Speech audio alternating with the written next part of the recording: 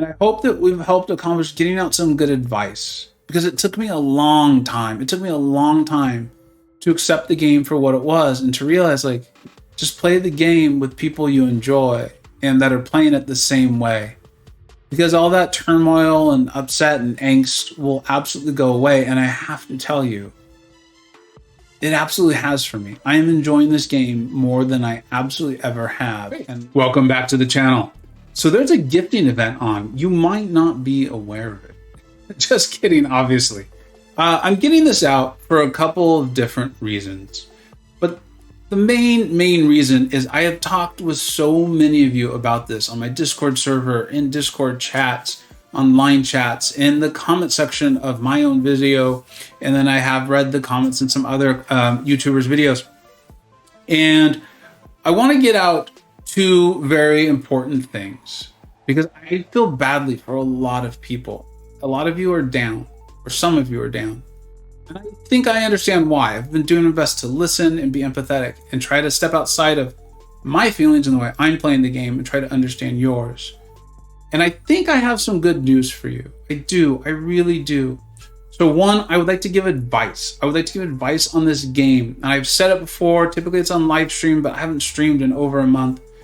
And I want to get that out. And then two is give my opinion on why I still believe that the vast majority of you can compete in this game at extremely high levels and not have to resort to spending $15,000 to get a rank 4 champion. All right, now I want to start with the advice. In my last video, my only video on the greater gifting crystals and gifting event, I talked about setting limits and things like that. And I knew I had a, let's call it an aspirational limit, and the one I may actually go to. And I went way above my aspirational, and I went to the one, actually I didn't go all the way to the one I thought I would maybe go to.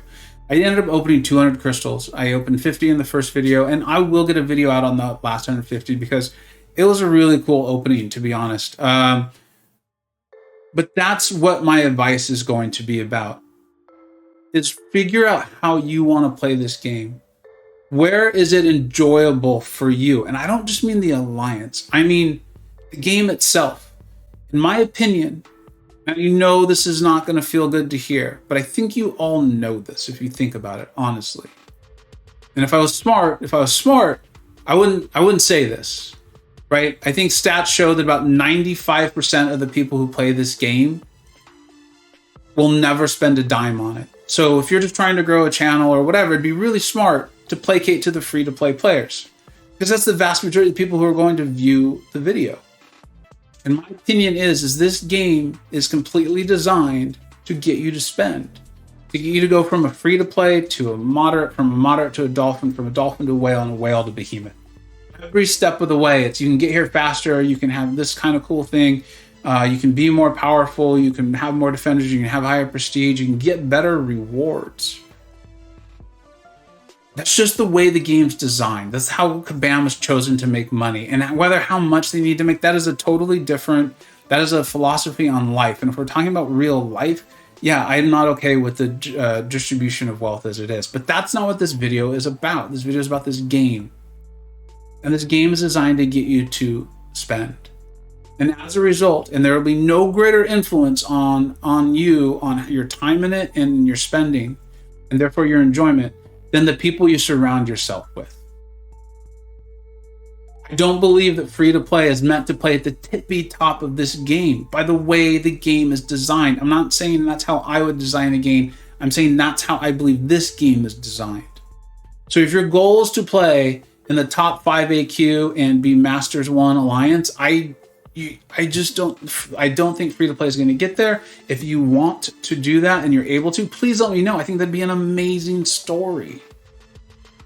But my advice to you would be, figure out how much you want to spend real-life time and real-life resources on it. Just like any other hobby. If you were lifting weights, you're reading books, you would spend money on that. If you were a seamstress, you would spend money on that. If you like gardening, you spend money on it. Well, we enjoy this game. It's okay to spend money on it if that's what you want to do. But figure out where your comfort zone is and then find an alliance that does it. And then compete as best you can amongst yourself. you're the best person you can be about. That's great advice for life, right? Like if you watch Avengers movies and you're like, I'm going to be as ripped as Thor. Oh, this might not work out well for you.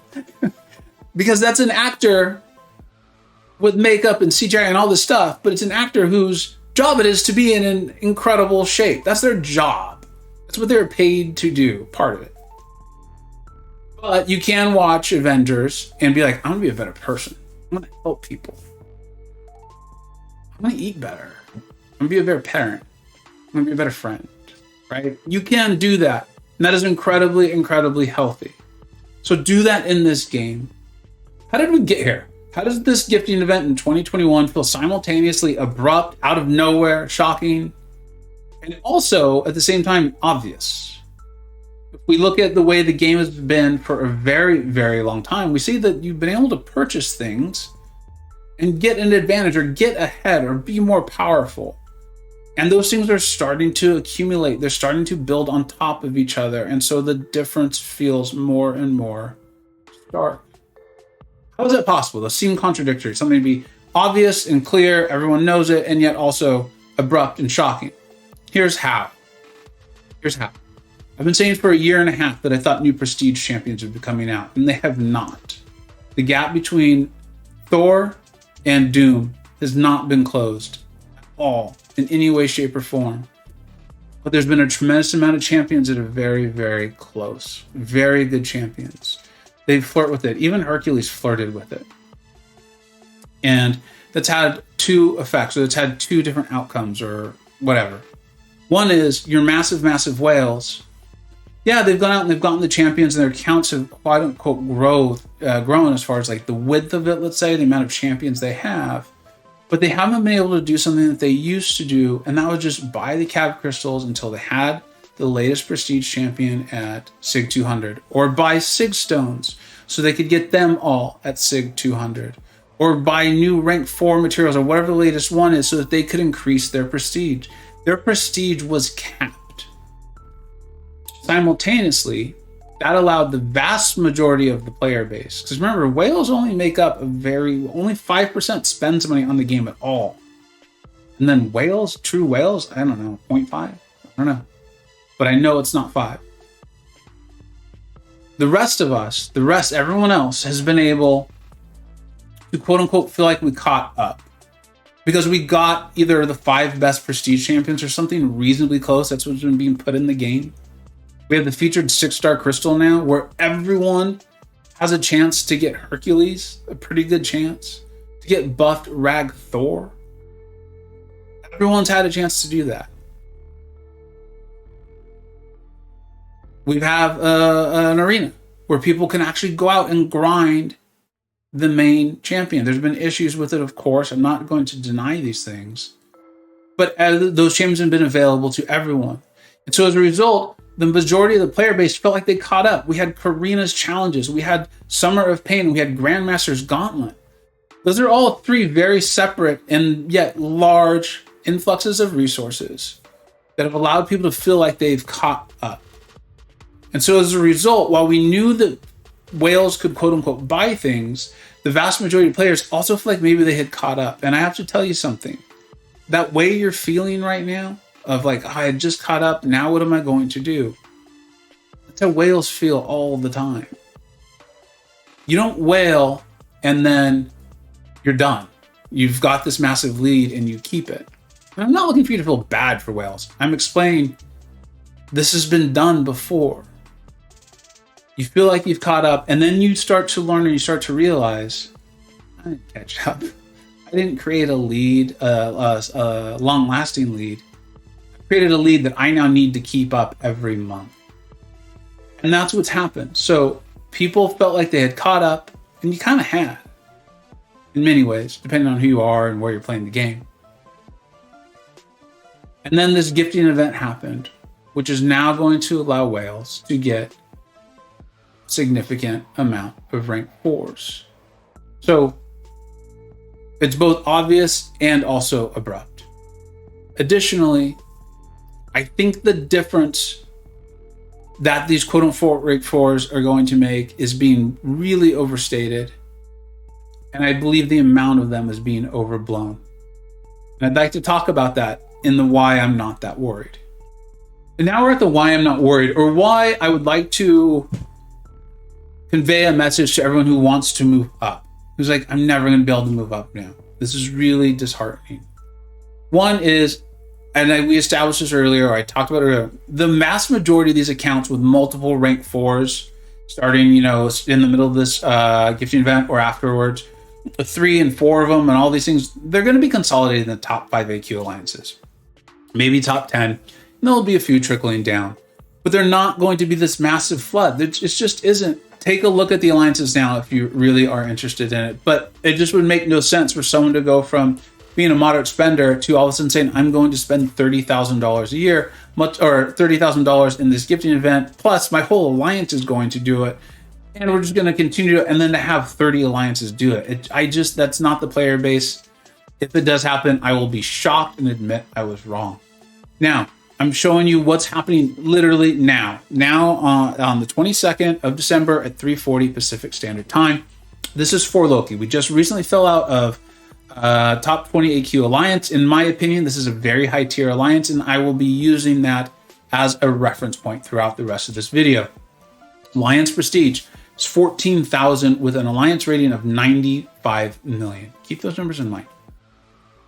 Now let's pull up Aunt May, this fantastic site. Thank you for making it. This is your prestige. If you have one rank 4 and you chose Dr. Doom, and people who are really serious about prestige, that was probably the #1 pick, because so close to Silver Surfer in prestige and also one of the best champions in the game. So if you have one rank 4, you would increase the alliance rating or prestige for Loki.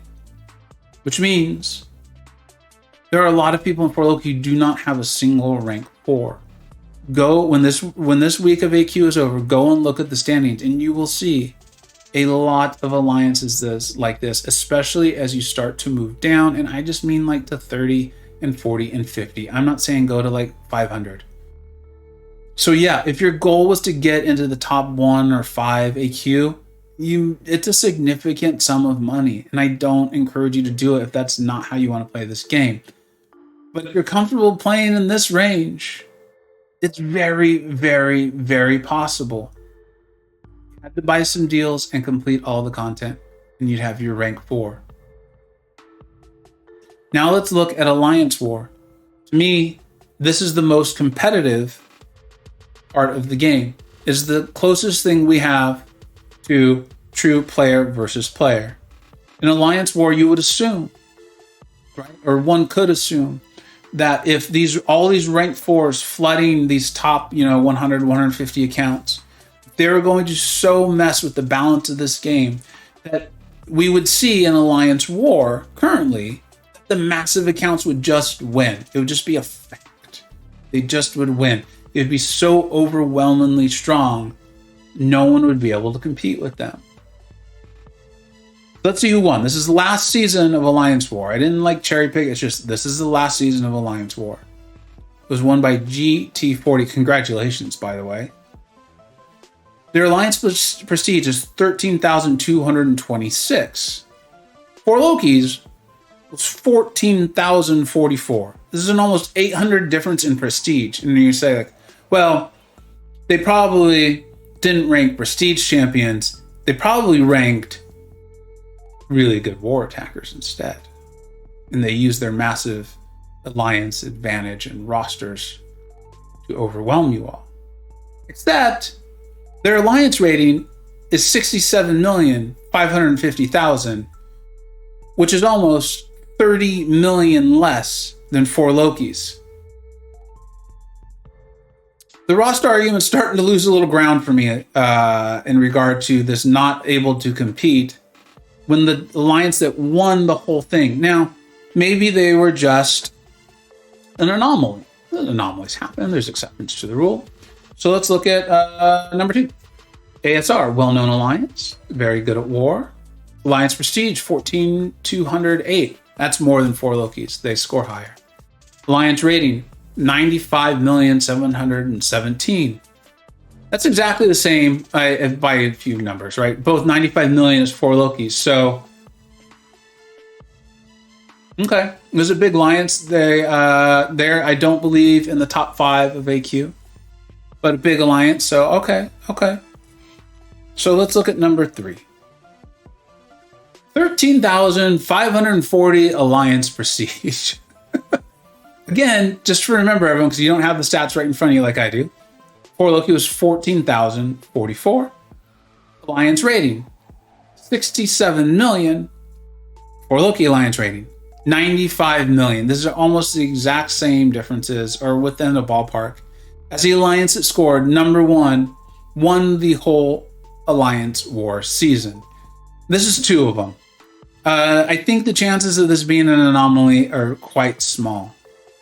These are people who are very, very skilled at the game, who have not wailed, who have not accumulated these massive rosters. And they won the whole thing.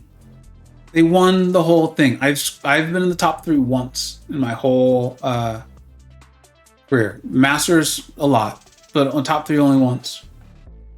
So this idea that there is the bigger the roster just means you're going to win, I don't think we see it play out. In fact, I know we don't see it play out. And then solo mode. Solo mode's coming. I'm excited for it. I hope you are too. It could be really awesome. We've seen it once and it was bugged. Kabam is hopefully making a lot of money off of this gifting event.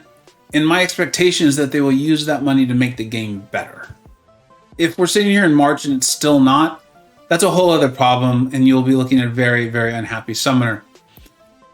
In regard to solo mode, we just don't know. But the fact of the matter is, we just looked at Alliance War, which is currently the most competitive player versus player mode of the game we currently have.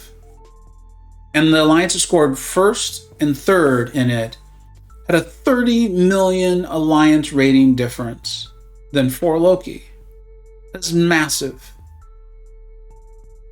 So when I look at it and I think about, let's just for argument's sake say that all 5 of the top 5 alliances have accounts. Every single account has 5 rank 4s at the end of gifting. I don't think that's going to happen, but let's just say it does to make this simple.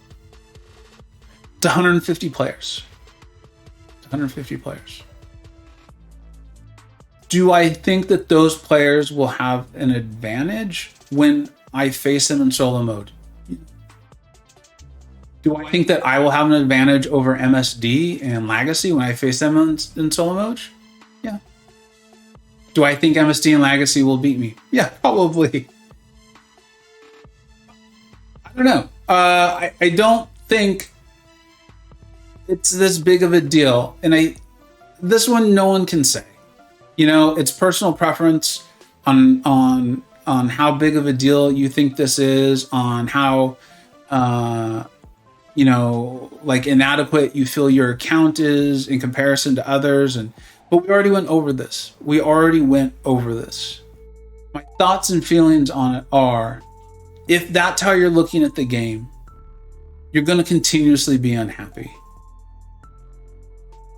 Find the way you want to play it, the way it makes sense for you. Surround yourself with people playing the game similarly, and then enjoy it.